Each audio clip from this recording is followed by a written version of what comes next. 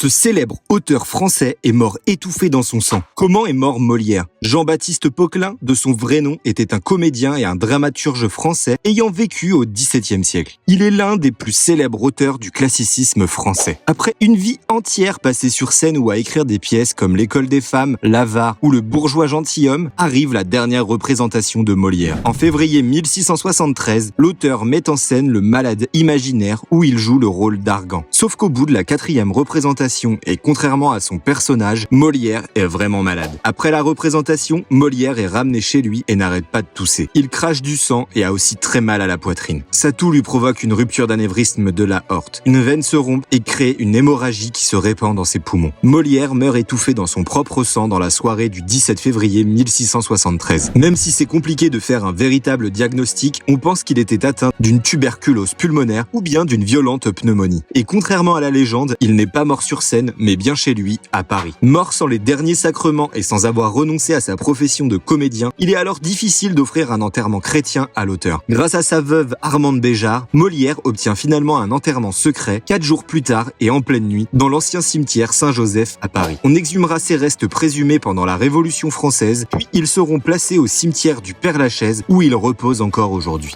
Wow!